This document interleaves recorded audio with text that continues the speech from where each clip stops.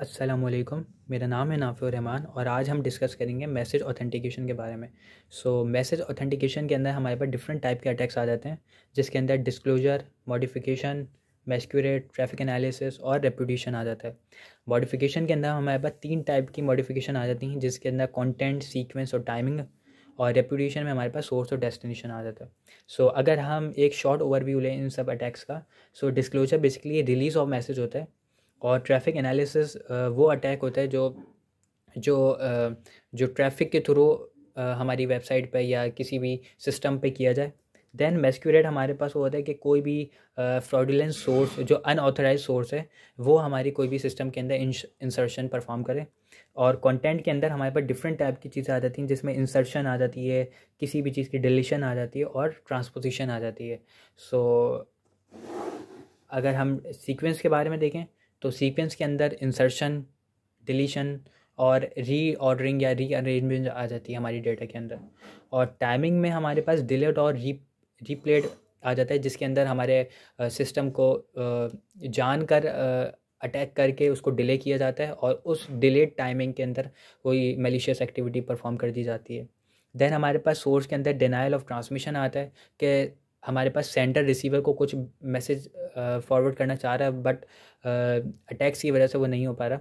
Then हमारे पास destination आता है कि सोर्स जो मैसेज भेज रहा है डेस्टिनेशन साइट्स पे वो रिसीव नहीं हो पा रहा। देन हमारे पास डिस्क्लोजर और ट्रैफिक आता है, जो कि मैसेज को कॉन्फिडेंशियलिटी प्रोवाइड करता है। देन हमारे पास मैस्क्यूरेट और मॉडिफिकेशन हमारे पास ऑथेंटिकेशन बताते हैं कि कितना ऑथेंटिकेट है हमारा मैसेज और हमारा ये प्रोसेस। देन रेपुटेशन हमारे एक बेसिकली डिजिटल सिग्नेचर होता है, जो मैं प्रीवियस वीडियो में आपको बता चुका हूँ। देन कुछ क्वेश्चंस को डिस्कस करते हैं, जिसके अंदर मैसेज ऑथेंटिकेशन बेसिकली होता क्या है। मैसेज ऑथेंटिकेशन हमें हमारे सिस्टम के अंदर इंटेग्रिटी और ऑथेंटिसिटी को प्रोवाइड करता है और हमारे सिस्टम्स को प्रोटेक्ट करता है अनऑथराइज ऑथेंटिकेशन से। अगर हम इसमें लेवल्स की बात करें तो हमारे पास 2 टाइप के लेवल्स होते हैं ऑथेंटिकेशन के अंदर, एक लो लेवल और एक high level. Low level basically एक ऑथेंटिकेटर होता है। फॉर एग्जांपल अगर मैं आपको एग्जांपल से समझाऊं तो अगर कोई एक फ्रेंड है, वो अपने ए फ्रेंड है, वो बी फ्रेंड को कोई मैसेज भेज रहा है ईमेल के थ्रू। वो अपनी ईमेल के अंदर कुछ ऐसा स्पेशल कोड ऐड करे जो वो फ्रेंड बी से वेरीफाई कर सके कि क्या वो कोड भी रिसीव हुआ या नहीं। और अगर वो कोड रिसीव होता है हमारे पास, तो वो ऑथेंटिकेट हो जाता है कि हमारा जो जितना भी ट्रांसमिशन हुई है मैसेज की, वो हमारे पास ओरिजिनल है, उसके अंदर कोई मॉडिफिकेशन नहीं हुई।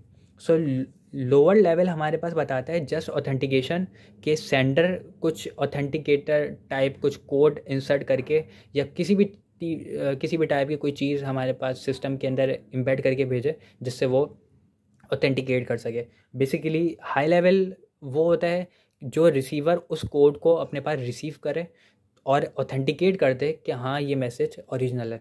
ये हमारे पास हाई लेवल आता है। अब बात करते हैं क्रिप्टोग्राफिक चेकसम या मैक के बारे में।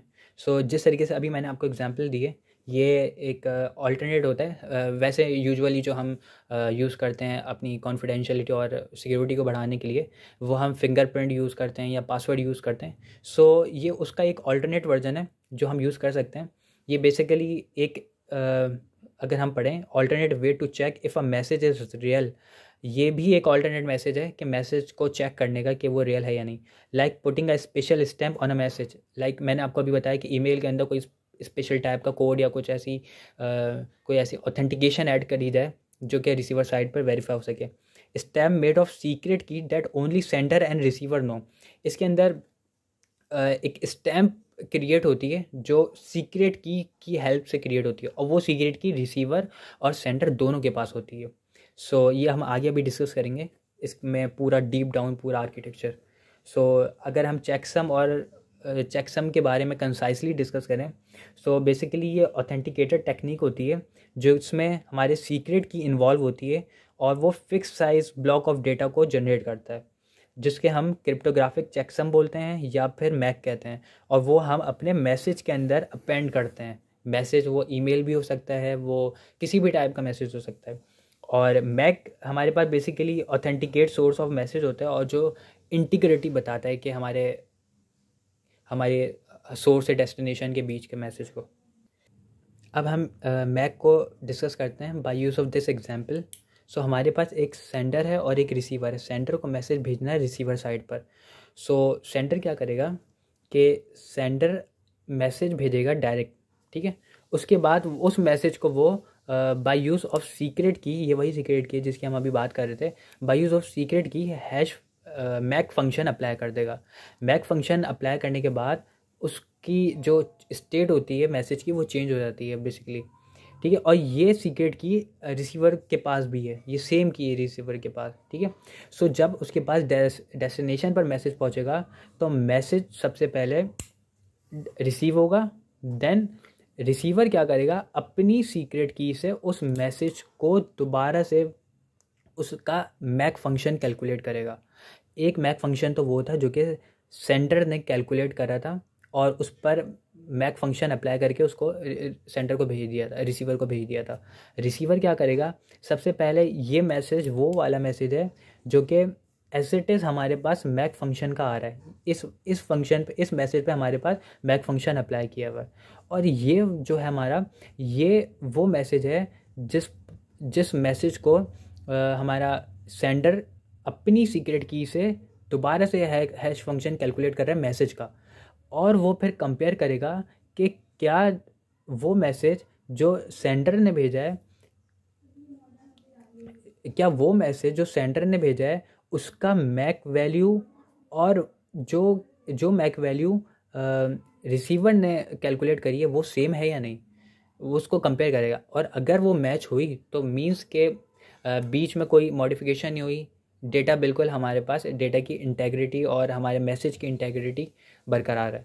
सो ये काफ़ी आपको मुश्किल लग रहा होगा, बट आने वाली वीडियोस में इंशाल्लाह इसको बिल्कुल हलवा कर देंगे।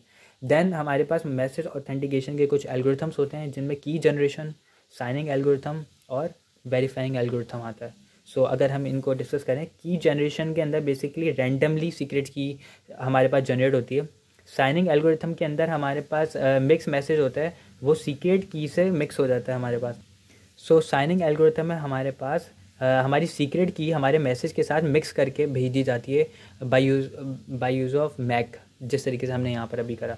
वेरीफाइंग एल्गोरिथम वो होता है जिसमें यूज़र या रिसीवर अपने ही सीक्रेट की से उस फंक्शन को वेरीफाई करे।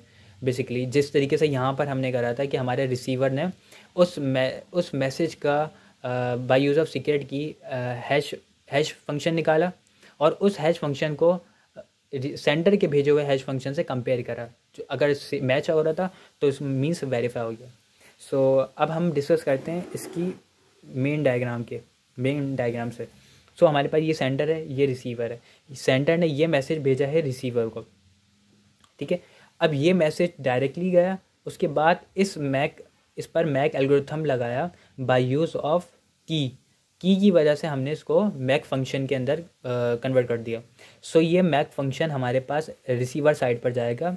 रिसीवर क्या करेगा, सबसे पहले उस मैसेज को लेगा अपने पास, देन उस मैक फंक्शन को वो अपने पास वैसे एज इट इज़ रख लेगा जो कि सेंडर ने भेजा था। देन वो अपने मैसेज के ऊपर अपनी सीक्रेट की से मैक फंक्शन अप्लाई करेगा, और जो मैक फंक्शन रिसीवर के पास आएगा वो उस मैक फंक्शन को कंपेयर करेगा क्या वो सेंडर के भेजे हुए मैक फंक्शन के बराबर है या नहीं।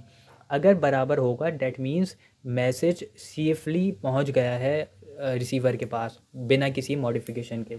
सो अगर हम यहाँ पढ़ें, if MAC is same then message is authentic and integrity check is accepted. Integrity में हमारे पास एक्सेप्टेड आ जाएगा कि मैसेज हमारे पास रिसीव हो चुका है। सो ये मैसेज ऑथेंटिकेशन की कोई टाइप थी। I hope you like it. Thank you very much.